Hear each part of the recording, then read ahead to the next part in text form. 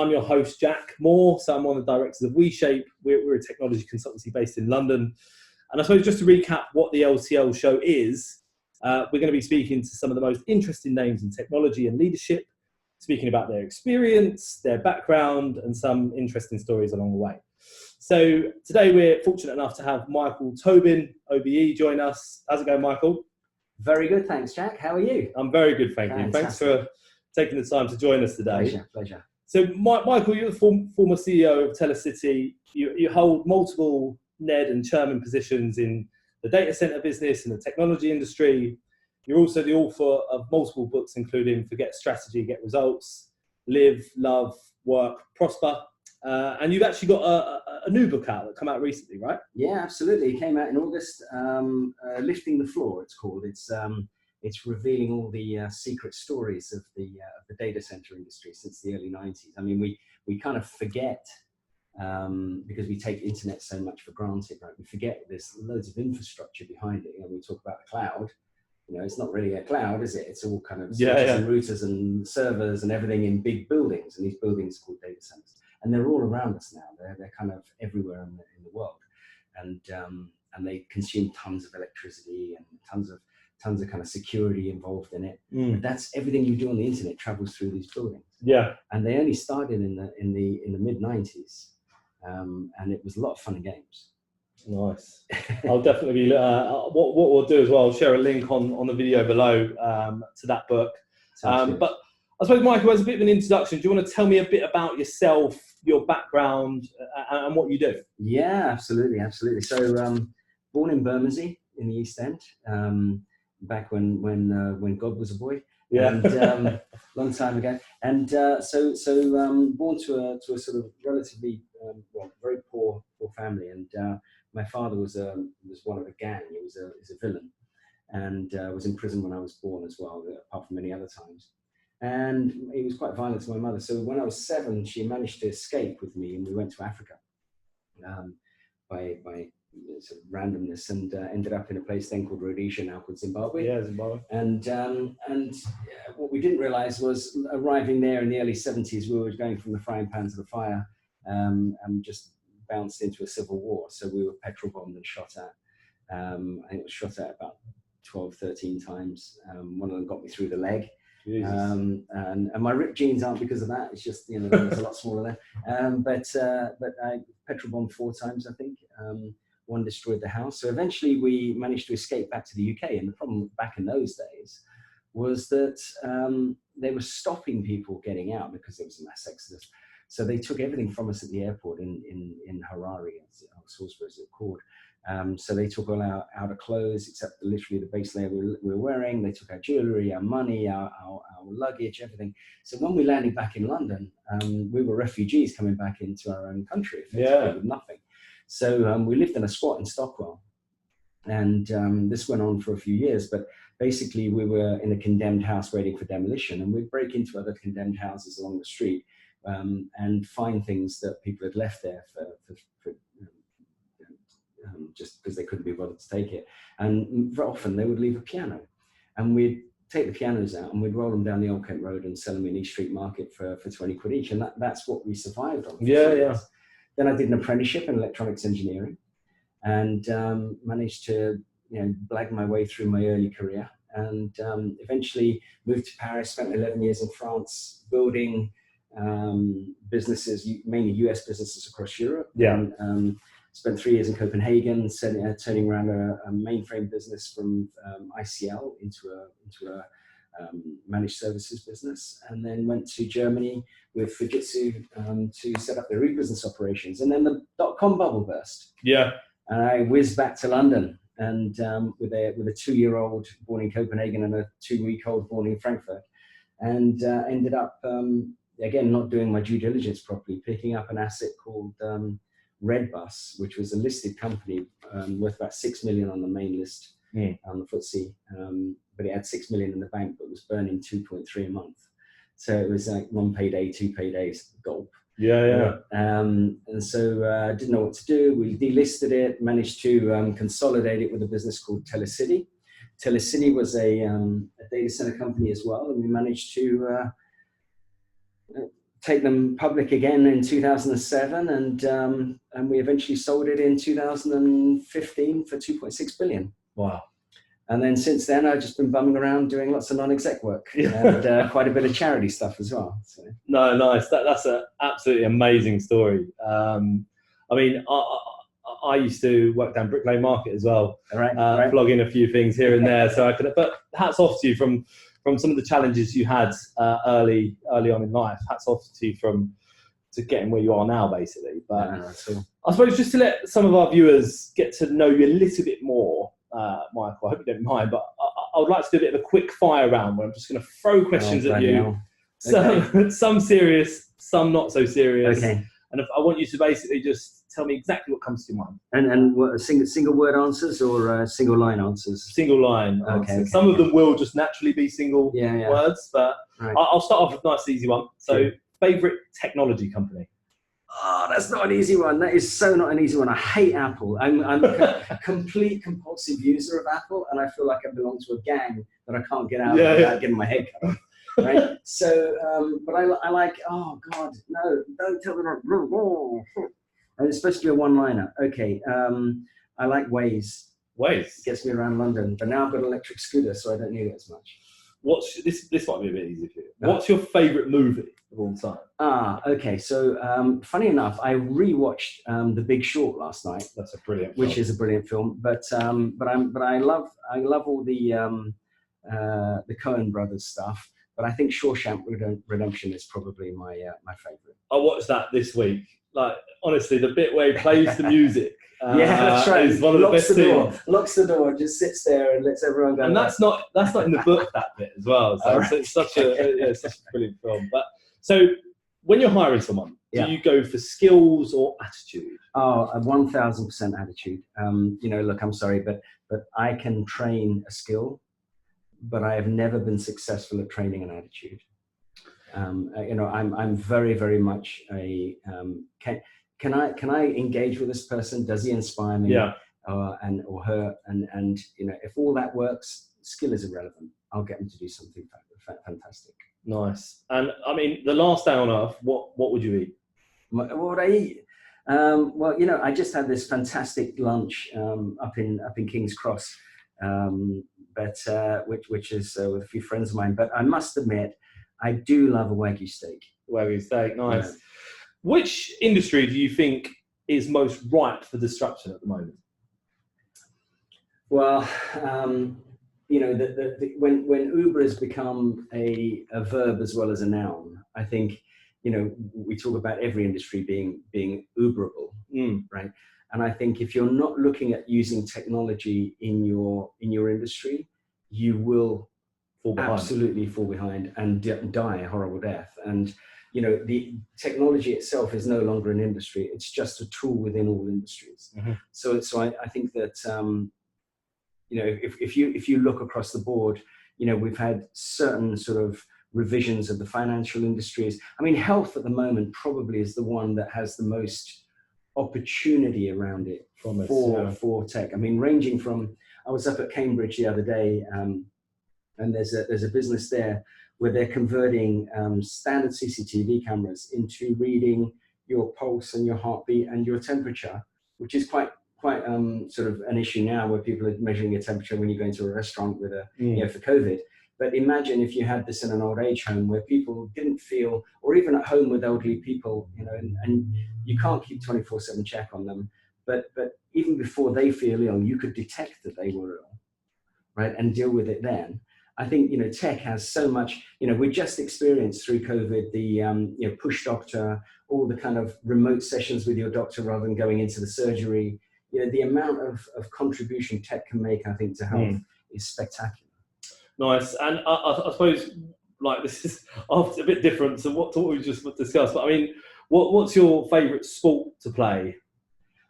Play or watch? Yeah, play. See, that's important because I played for Rhodesia juniors as a kid when I was out there, and all by luck, by the way. And I had offers from Newcastle, Wolves, and Northampton Town. Really? What position were you? I was right back. Really? Number two, yeah. So, but I had they used to call me tree trunks because my legs were so chunky at that time. Yeah, and I'd just go flying in, and everything was a sliding tackle. It was a one-off option. If the winger passed me, it was a goal, but you rarely passed me. But I don't play so much nowadays. I run a bit, and I ride my scooter around and all that sort of stuff. Yeah. But I love rugby to watch, though. Oh my God! And by the way, I played rugby with Lewis Moody at the South Pole in January. Really? So I did a trek to the South Pole to raise money for children with brain tumours with Lewis Moody. And what a player as well. He's always, mad dog. He's a crazy lad. He's someone, I think I remember reading that he puts his performance ahead of his own physical well-being. Well, he does, and anyone else's as well. That's right. Yeah. But I'm reading Eddie Jones's book at the moment as well. Absolutely, another legend. Yeah, but Lewis is a lovely friend, and so we decided to have a rugby match at 10,000 feet altitude at the South Pole. That's amazing. Which probably is my last time I'm going to play rugby. Right, Michael, name one thing on your bucket list. Well, I have a ton of stuff, right? And I say going to the South Pole and trekking to the South Pole itself was one of them. I did 40 marathons in 40 days a couple of years ago as well, which was a bit crazy. Well, I don't even run for a bus now. But I think that you've got to have something that puts you out of your comfort zone. I've swum with sharks. I've jumped out of planes. I've done all these things, right? Yeah. But I really want to see every part of the world, and there's still parts of the world which I should have seen this year. For example, I wanted to go to Machu Picchu. Right. I haven't seen much. I want to tick off every country. Yeah. In the world. I've never been to New Zealand, and I must go, especially because of my love of rugby. As a rugby fan, I was going to say that. Yeah. So I think it's the ability to tick off every country, and there's not many left, but there's a couple of countries still to go. No, that's a brilliant aim to have, and I don't think there's many people in the world that could have actually visited every single country. Well, I'm getting close. I'm getting close, but there are a couple. Yeah. Okay, CEO you most admire. To be honest, I have no idea who most of the CEOs of the companies. I think there's a lot of cool companies out there. Yeah. Bezos is a crazy guy, right? Because he saw it. The image of Jeff Bezos that I like the most is the one where you see that he's taken his door off his office, which is about 5 square meters. Yeah. And he's using the door and a couple of dustbins to use as a desk, right? And that's how he started Amazon. Yeah. And I think it's spray paint. Yeah, with these kind of spray paint Amazon on the wall, and you kind of think, that guy, and I love stories like that. And I'm sure there's many stories where a kind of a founder has become a great CEO. But I must admit, there is an entrepreneurial dynamic to founders that doesn't always lend itself to a great CEO, as in running a business for efficiency's sake. So they come up with great ideas, great positioning, great vision. But I found it best when they team up with someone that's more a sort of a COO, like an operations guy, that can actually execute where someone else has the vision. It's very rare to bring them both together. I don't kind of admire CEOs that much. I like CTOs. I like guys that have the kind of techie. They I admire because they're much better. I find being a CEO is like a conductor in an orchestra. Yeah. And can you name any conductors, right? You get great violinists or great pianists, but who's the conductor? Yeah. And a really good CEO should disappear. Yeah. Right? Because he's simply there to enable the team. No, for startups raising money, right? There's going to be budding future CEOs, future founders who will be listening to this. And startups raising money, which route do you think would be for the best? Sorry, which route is the best to go? Well, Angel, VC investment, crowdfunding. What do you think? Look, they all have their things, and I think crowdfunding is an interesting concept which has done quite well. But personally, I think people are now starting to get wise to the concept that when they invest in a crowdfund, they have extremely low exposure to what's going on in the company. It's just basically it's almost like putting your money in a savings account and leaving it there until something ever happens, and it may never happen. It may never. Yeah. Whereas if you look at venture funds and seed capital and that sort of thing, I think there's plenty of that around, but it's getting far more diligent in the way that it approaches. So where you get it is less important for me than how you get it. And if you're a founder, right, and you can fund your business yourself, bootstrap, and borrow and beg, for debt, and debt is free basically at the moment. It's cheap, right? And if you can get debt, if you believe in your business, why on earth would you give it away early? 100%. Right? So hang on to as much equity as you possibly can for as long as you can. And the moment you start to grow and you give over equity to someone, especially if they have deep pockets, that's the moment that all the founders go and have a bottle of champagne, right? And they think we're fully funded for growth. But every time that funding comes in again, they're getting diluted. And they've also now work with a new person, or even potentially in some cases work for a new person. So yeah, they're now not the they're not owners of their own destiny anymore. Exactly. They are beholden to people. But that dilution issue is super important. I've seen endless cases of immensely brilliant ideas, right? Yeah. That then, because they're so good, get funding, and funding comes in the shape of equity and not debt.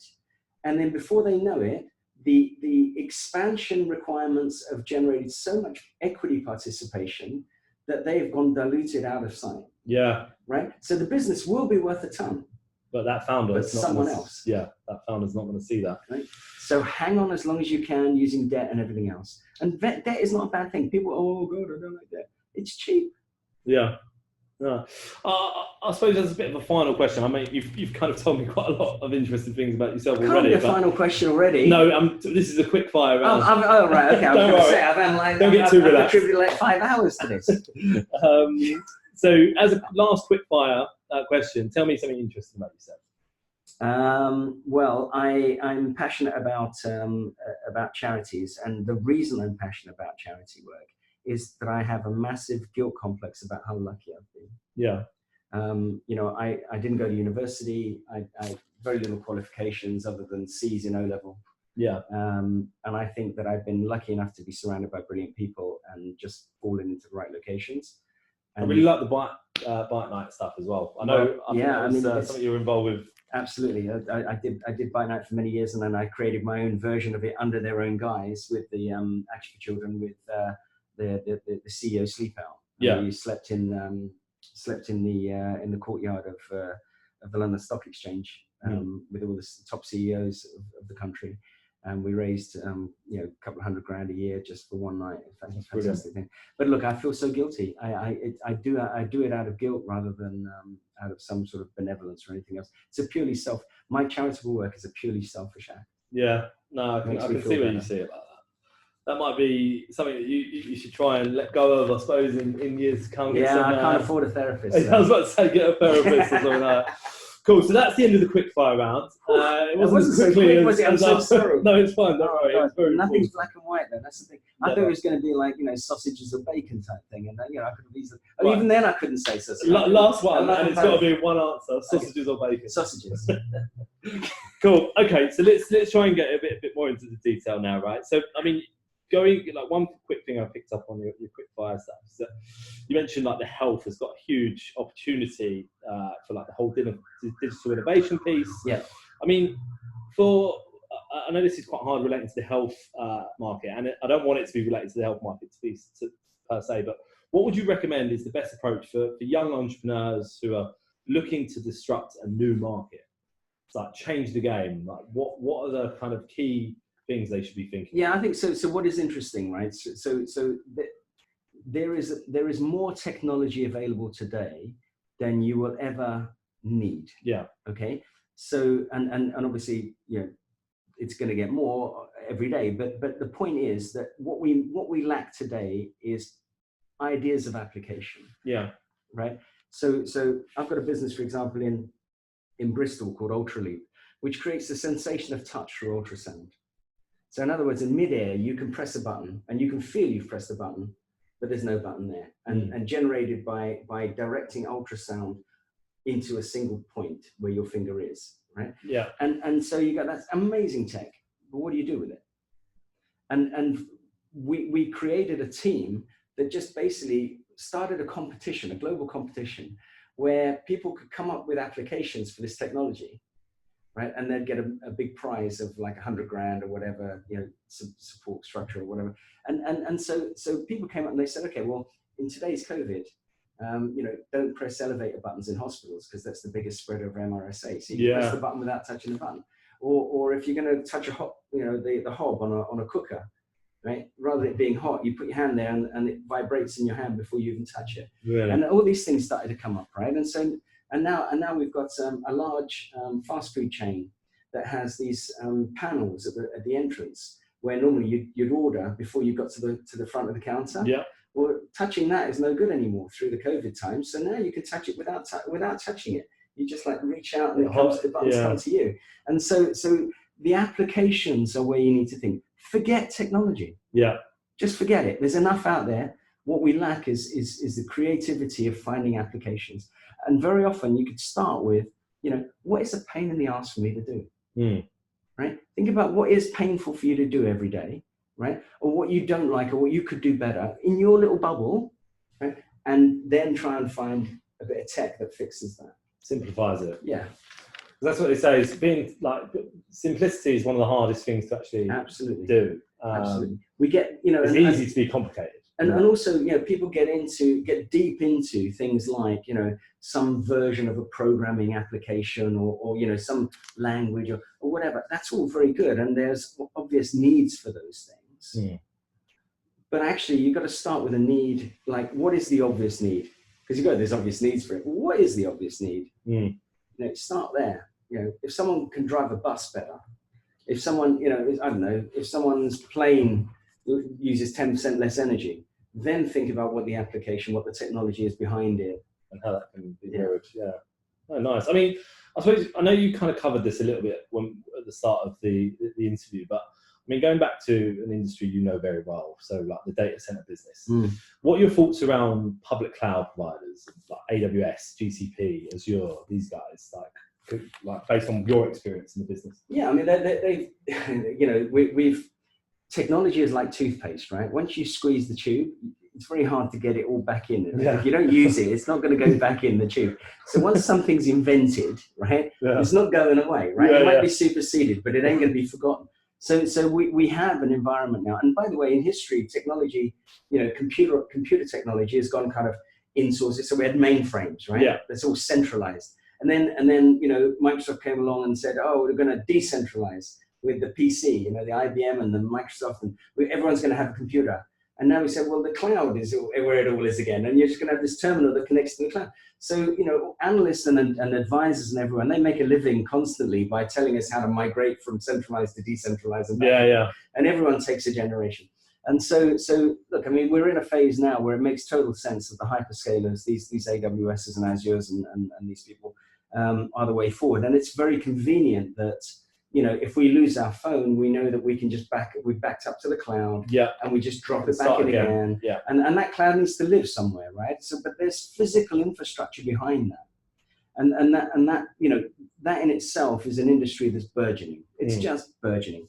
But when people think about the hyperscalers as being a cheap option versus something dedicated, that's where I have an issue, because nothing in the history of efficiency has been more flexible and quicker to operate and all that for less money. Yeah. It's usually you pay a premium for flexibility. You pay a premium to turn it off and on as quickly as you can. Yeah. Right. If you buy it yourself, then you pay one time. But if you want it for a week, you're going to pay more than 1/52 or whatever it is. Yeah. So in reality, those cloud applications are only efficient if they are extremely well managed. And we're going through a kind of we're learning what we don't know about these things at the moment in general in most enterprises. So they're dabbling with the public cloud, but in reality, what everyone ends up with is a hybrid solution of dedicated infrastructure, right, and a bit on public cloud. Yeah. So and when the percentage will vary, but you will have stuff that is dedicated. You'll have stuff that is housed somewhere else but proprietary to you, and there'll be stuff that you don't know where it's housed and you're just using it for instances. If you take someone like Nike, right, their business spikes every 4 years because of the Football World Cup. Yeah. Right. So do they tool up tech-wise? Do they tool up capacity-wise for that spike and have to pay for that spike for the entire 4 years? Yeah. Or do they tool up for the lower level for 3.5 years and then burst purchase for that peak and then carry on back the low one? So that's the question. And the answer is a bit of both. Yeah. Right? So, and that's the best way to take advantage of the cloud and public versus private and that sort of thing. Yeah, I suppose I know a lot of people and a lot of like government agencies, financial institutions always worried about the security side of it as well, right? Is there, I mean, based on your time at Telecity, I mean, do you think that is a concern that people should be worrying about, like the likes of AWS, GCP, Azure? Honestly, the no. big public cloud guys? The big public cloud guys are as secure as anything else. I mean, ultimately, you'll always find people to hack, that hack, and having a signature is not secure. Yeah. Right. So, it's just about having common sense, really. If you're putting sensitive data, you can build firewalls. You can build firewalls within the public cloud environment. You've just got to be sensible. Yeah. And, there are many tools out there. It's a bit of a mugs game as well, though, right? So you get a speed camera in the street. I mean, right outside our windows here, there's a speed camera right there. Yeah. Right. And so I know it's there. Whenever I drive past here, I slow down because I know it's there, right? But if I didn't know it was there, I'd have a little beep, beep, beep on my sat nav telling me it's there. So then they have cameras that don't register on the beep, beep, beep. So then it's always this kind of one-upmanship between, sort of, and that's always that battle's always going to be going on as well. And the same with hackers, right? The hacker will always try something. You always come up with new tech. He'll then hack that. And come up with new tech again. Yeah, no, 100%. It's like the Lion King. Do you get speeding tickets on the scooter? No, I'm limited at 20 kilometers an hour on the scooter. But I must admit, if I could, it even limits itself going downhill, which is very frustrating because I thought I could like speed up downhill, but it doesn't. It kind of has some sort of friction charge thing in it. Oh, nice. Okay, so I mean, going back over the years as well, I mean, building a business is tough, right? Running a business the size of Telecity is very tough. I mean, are you able to kind of share some of the biggest challenges you faced throughout that and how you overcome them? Well, I think the first thing is, the key kind of spoke about sort of CEOs as being conductors, right? And your orchestra is what makes the music. The CEO as the conductor doesn't make any music. In fact, the quieter he is, the better it is, right? Yeah. And so the first thing to do in whatever size business you have is find the best possible people you can possibly find in every position, right? Whether that's a CFO or whether it's a tech guy or whatever it is, the best person you can afford, and take him or her for their ability to be adaptable, right? Darwin didn't say the fastest or the fittest or the richest or the strongest survived. He just said the most adaptable. Yeah. Right. So you've got to have people with a mentality that says flex, right? And the rate of change is increasing. Yeah. Okay. So what, if you spend 5 years, if you spend 5 months writing a 5-year business plan, right? By the time you release the business plan, it's probably usurped by someone that you didn't realize was doing something different. Yeah. Right. So get on and get stuff done with a vision rather than a strategy, and learning that there's a semantic but important difference between those words, vision and strategy, was one of my biggest challenges. Right. Yeah. And obviously my first book, Forget Strategy, Get Results, a bit tongue in cheek, but what it is have a vision, forget how you get there. Right? But what do you want to be famous for is a good way to put your vision, right? What do you want to be famous for in 5 years' time? You want to be the best company that does this. Great. Okay. If you imagine you're a sailor and you go like, okay, my vision is I'm going to have lunch in Calais tomorrow by the docks. Yeah. And you wake up in the morning in Dover and the wind's blowing 100% against you. Well, is that game over? Yeah. Right. Well, okay, so if you had a strategy that you would go in this direction to Calais, it would be game over. But if your vision was simply you do that, well, you may have to tack a few more times. And you may have to start an hour or two earlier because you're tacking more. Yeah. But your vision doesn't change. You're still going to have lunch in Calais. Yeah. Right? So it's slightly different, but it's a massively important difference. Surround yourself and then impart that vision.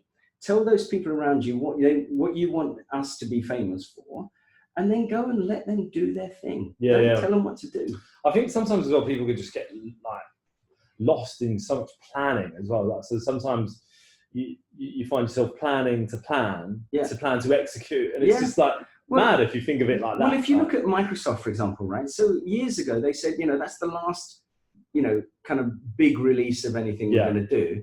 Now you're just going to get weekly updates, and they don't care that they release something that's imperfect. Yeah. Right? They know that every week they're going to give you an update, and now we've become so used to it that every week, overnight, when we're not even there, we're getting released X +5, and and we're accepting these failures as part of the road to success, right? So success doesn't become a destination. Success is the journey, right? And if we can look at it that way, and also I'm a great believer in the fact that if you're going to push these boundaries, and you're not going to have rules, and you're not going to tell someone how to do it. And by the way, if you find the best tech guy or the best HR person, right? Why would you then go and proceed to tell them what to do? Exactly. Yeah, it's like the old famous saying: you've got to hire people, like the best people, to do the job. You don't tell them how to do it. Yeah, exactly. And then why would you even think you could? Yeah. So, but the point is, right? So once you've hired these guys, let them do that. Now, if you're asking them to do things that they've never done before, they're gonna fuck up on some things, right? Of course. And if they do, that's okay.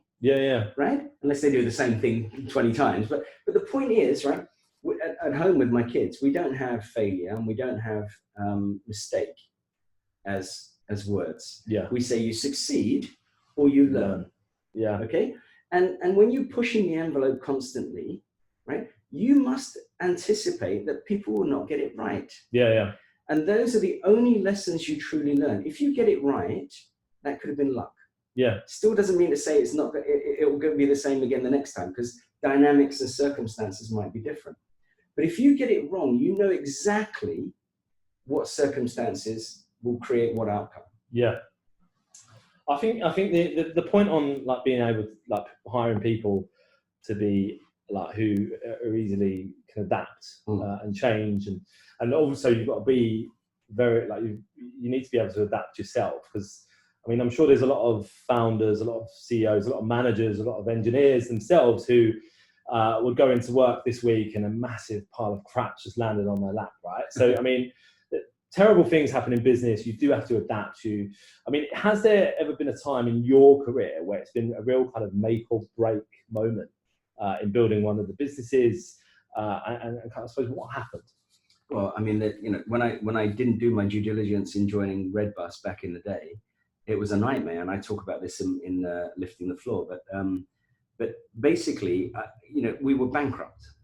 And there was and because it was an infrastructure business, it wasn't something you could just turn around. Right. And I remember going out. I closed as much as I could. We'd taken 400 people down to 80, which was one of the hardest things I've ever had to do. But I had to focus on the 80 people I was keeping rather than the 320 I was letting go. But I went out to Prague to open our new facility, and all I could think of was another £250,000 a month burn this thing, because it was empty. And we had the British ambassador, the Czech Republic there, and everything else.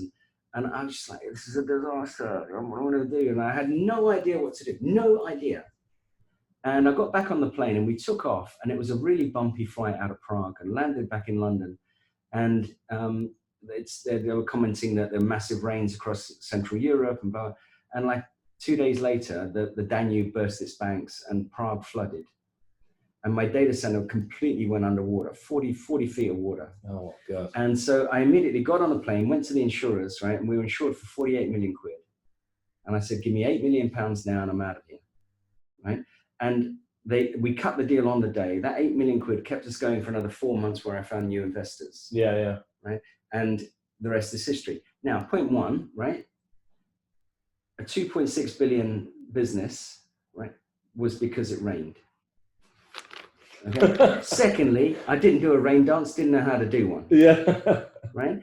So part of, if anyone says they're successful, Yeah. that doesn't accept the very significant contribution of fortune in there, they're just bullshitting, and just smile politely, give them a drink and walk away. Yeah. Right. That's brilliant advice. So you need fortune. Now, fortune is all around us. Yeah.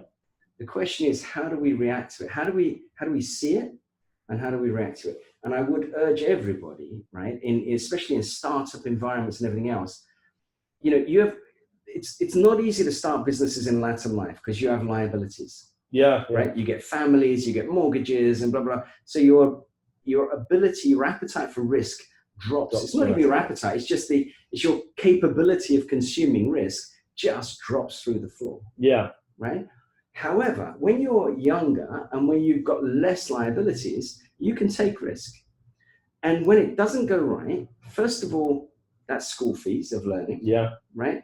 And this is a big thing as well, right? So in the US, when someone fails, if let's say they run out of cash, right? In the UK, if that happens, someone says, never invest in them. They ran out of cash and they went bankrupt. Yeah. In the US, they go, so that guy ran out of cash, went bankrupt. He's not going to make that mistake again. Right? I'll invest in him. He's de-risked. It's a much more sensible way of thinking as well, right? So if you can adopt all these things in your life that you see as obstacles, yeah, right, and turn them around and say that for every obstacle I get across, I am putting a differentiator between me and my competition, right? Think of them as hurdles.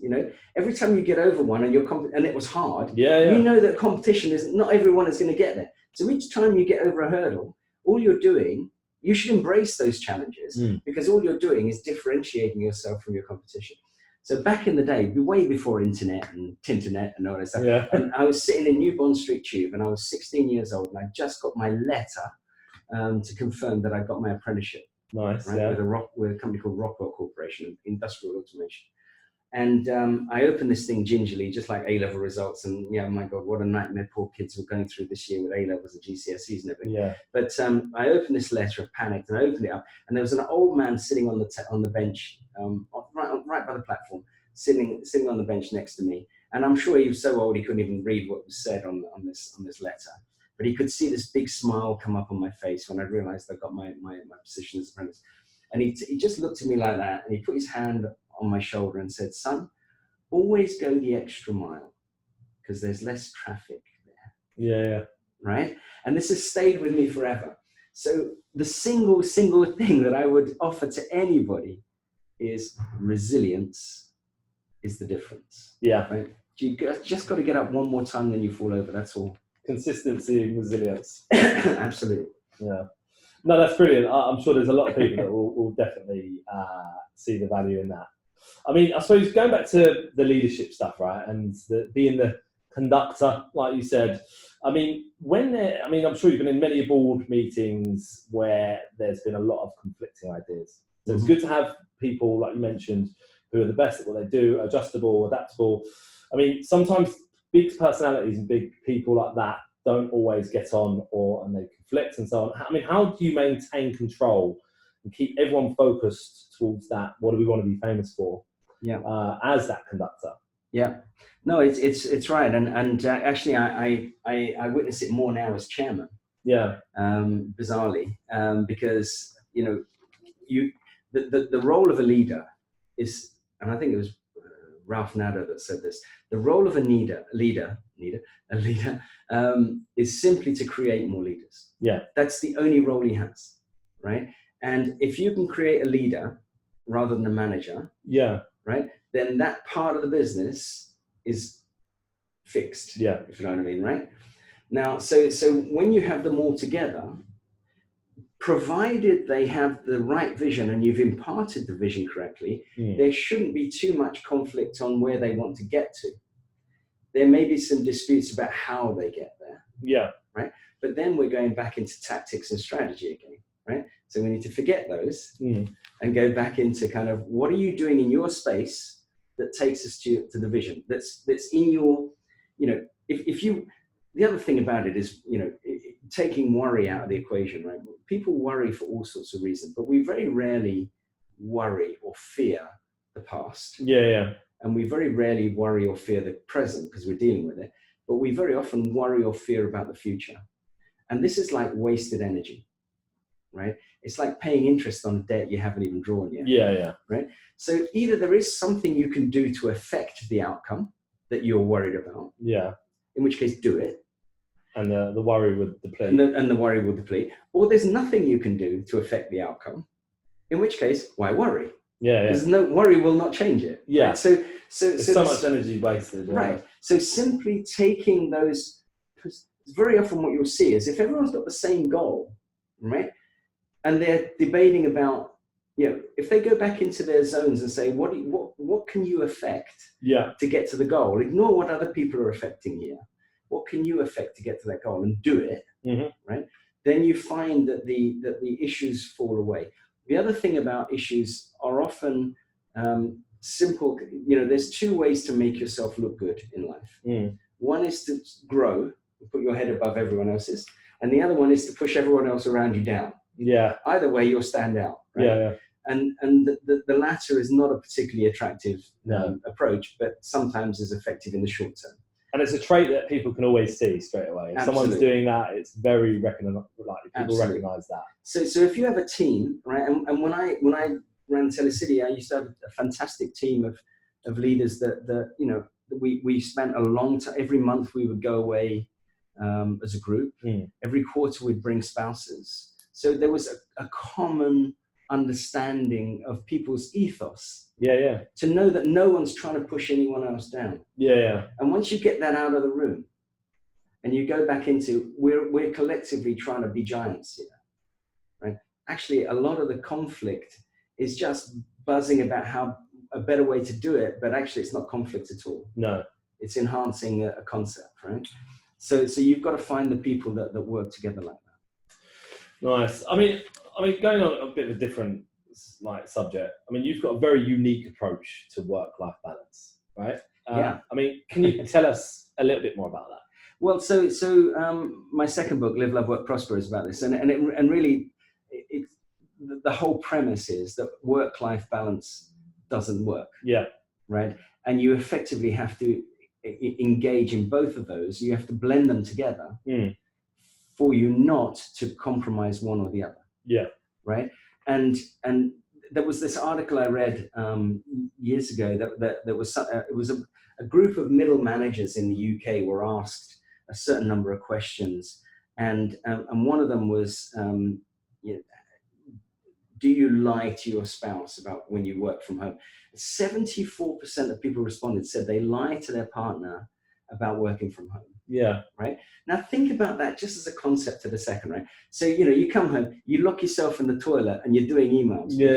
You were told by the wife, do not do your bloody emails. I've been guilty of that. And on holiday. Right, exactly. Same thing. Massive slap on the wrist. So now think about this, right? And so now you're lying to your partner, your life partner. You're lying to them. And then the next morning you go back in the office, right? And because the bosses insisted you did that and you felt you couldn't wait till the next morning or you couldn't tell your partner about it, suddenly in the office the next day, you're seeing people there, boy, well, that last request last night from did you have trouble with your partner? Yeah. And now suddenly you're engaging in a more honest way with somebody in the office than you are with your partner at home. And it's any wonder that there's affairs in the office start to happen, right? So, but if you came home and said, look, I know it was my time to bath the kid tonight, and I'm really sorry. And look at this terrible email I've just got from my boss. I'm going to tell him, sod off. Right. And then your partner go, hang on a minute. I know I was supposed to go out tonight, but we need your promotion. And I get it that if you don't do this, there are 3 peers that might do this. Look, I tell you what, I'm going to phone my friends, right? Give you the 10 minutes. I'll quickly sort out the bath time. And then we're all back in the game, right? Everyone's a winner. Everyone's a winner. But you look like your partners in the view outwards.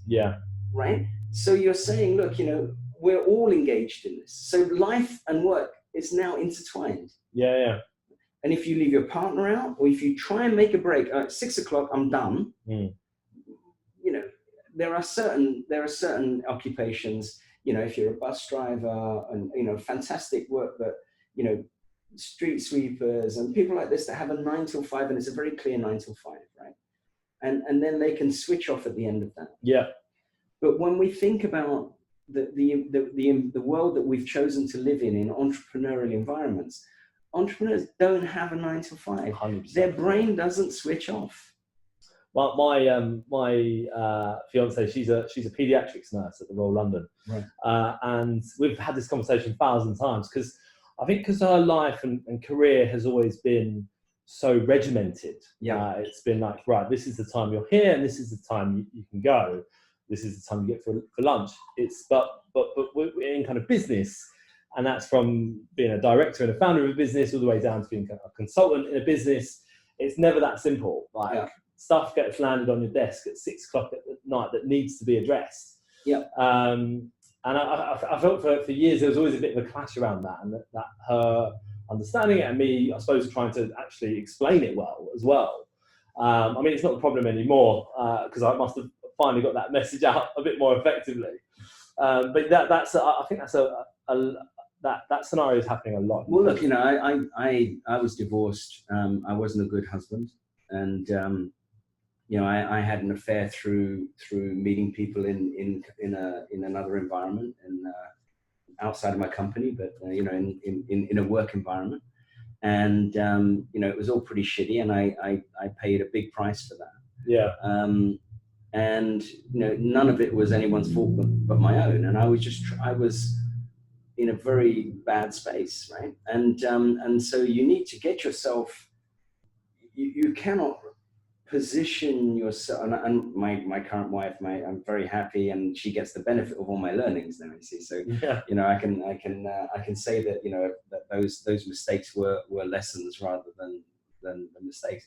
But the point is that at any given time, doesn't matter how successful you are massively susceptible to perceptions of need, right? So you think, oh, I'm great, therefore, I can do what I like, or I'm ignoring people at home because they don't count as much as my very important business, and all these different dynamics that you're choosing to apply to life and work are not the way that they're choosing to apply. Yeah, right? of course, so you're immediately going to get conflict. So if you try to bring your home life into work, mm-hmm.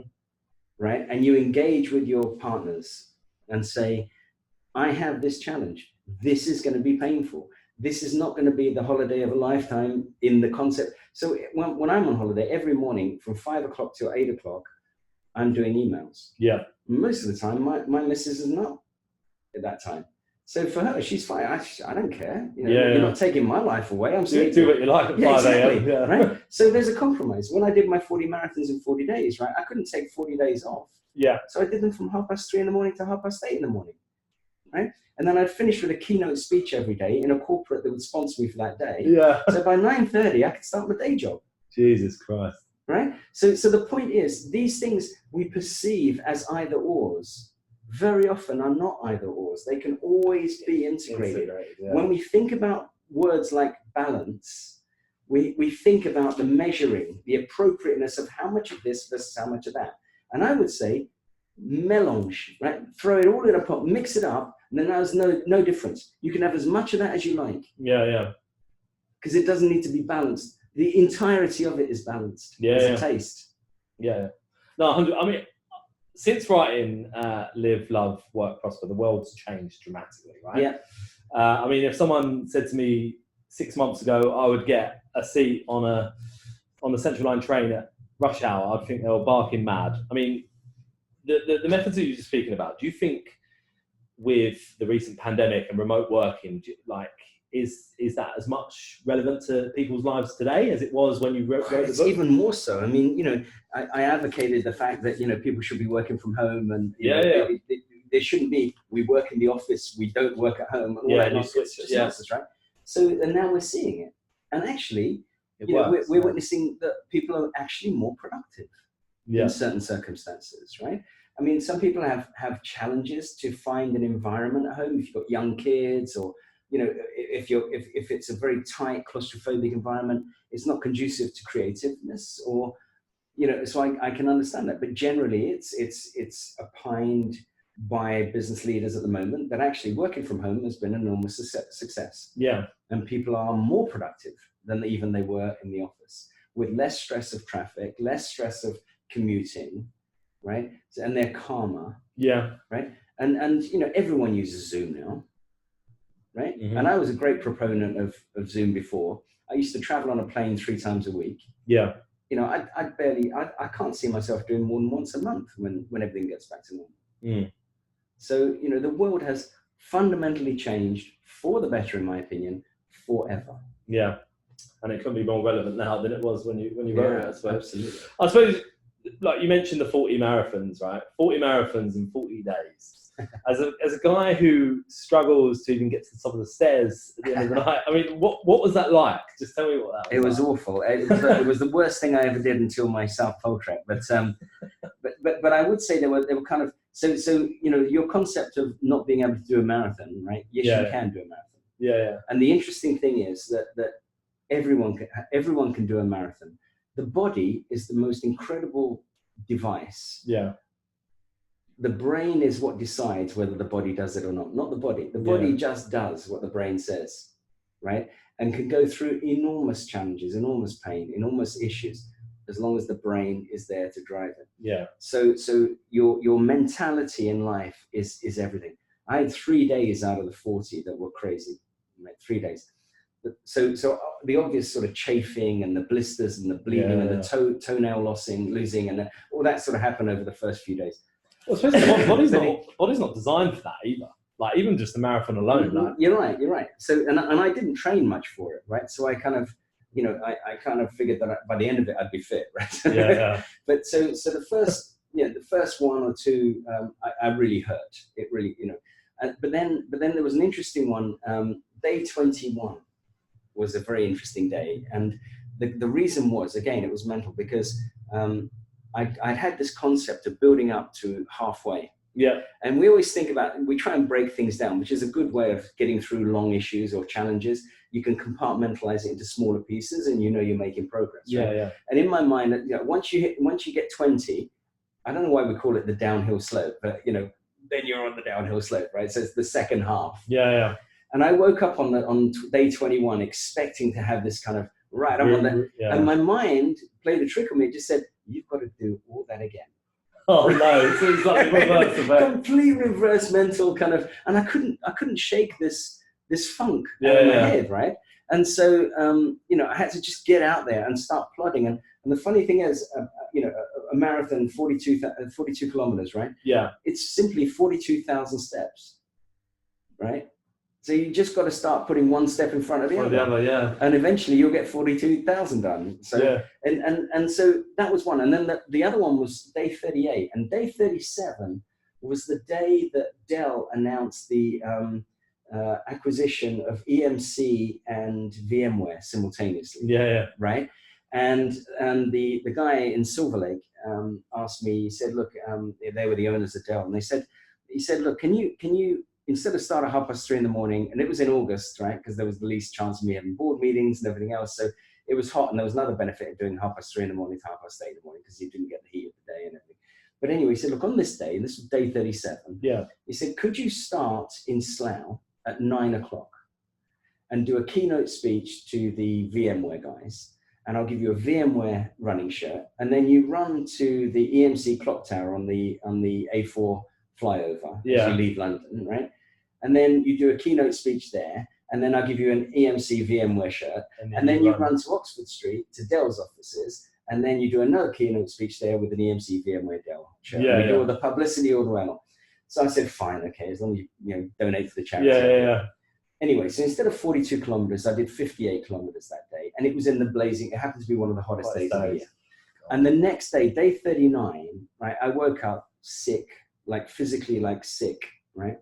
And I just couldn't do it. And I said to my wife, I said, look, I've done 37 consecutive marathons, right? I've raised all the money. No one's going to ask for their money back. You know, even Eddie Izzard did 27. I've done 37. Yeah. Come on. And she said, get out that door, right? So she said, I haven't put up with your shit every morning, getting up at 3 o'clock, running your ice bath for when you get home, you know, like putting up your rubbish for you to pull out now. Because she says, I know you. In 2 months' time, you're going to say, I regret failure. We're free. I'm going to go again. Yeah, I'm going to go again. So literally, she God. pushed me out the front door, slammed it behind me, and said, "Don't come back until you've done 42 kilometers." And so this happened on day 38, and I don't know how I got through it, but day 39 and 40 were fine again. Yeah. And so it's all mental. That's brilliant. Every challenge in life is overcomable with a positive mindset. Yeah, that's a brilliant story. I suppose, like, wrapping up, Michael, right? So our audience and viewers include a lot of C-suite executives. There's a lot of future technology leaders. No kids, right? Because I've sworn a couple No times. children. Okay. No, not on this one. I mean, what advice would you give them around becoming a NED? Okay, that's really interesting. So the role of a non-exec is quite different, right? And I've been on the receiving end of what I would loosely call meddling non-execs as an executive, right? And it's unhelpful. And whilst advice and help and support from an ed is very, very welcome, when they try and start to infiltrate your business and start trying to make things happen in your business, rather than advising the CEO on their experience to help him make the decisions, something very fundamental changes. So I think the first thing is, as being an ed, you've got to accept that you are not executive. Yeah. Right? You are not operational, and you've got a couple of simple roles. You've got a governance role, right? Making sure things are appropriately run, right? Yep. Especially if it's a public company for all shareholders, but also, just generally, if you've got outside shareholders in a company, it needs to be governance checked for the appropriateness of all stakeholders. The second role you've got is to bring a certain level of experience to the table, and allowing the CEO to kind of draw on different scenario that you could have gone through, that just by definition he or she just hasn't had the time on earth to have gone through that volume of scenario. And then the final thing is to be a friend to the CEO. And the CEO is an incredibly lonely place. It's lonely. That you are in charge of all these people, and you're the conductor is a lonely place. All the orchestra is getting applause for wonderful music. Right. And yet none of it would have worked had you not kept them on the beat. And yet, how many famous conductors do we know today? The older ones were more famous, I guess, but these days, very rare. One name. Right. So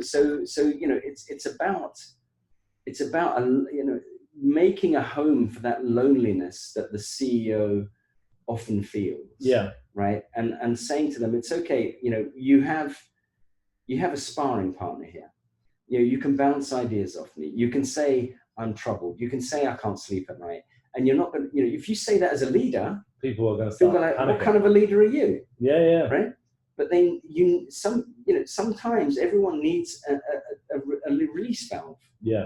And part of that NED positioning, especially on a chairman basis, is being that release valve. Creating space around your leadership team. That's brilliant. Michael, I massively appreciate you coming in today. Not at all. It's been an absolute pleasure speaking to you. And we wish you all the best. But, thank you very much. For our audience, please keep your eye out for episode 3 of the mini-series, and we will see you all next time. All the best.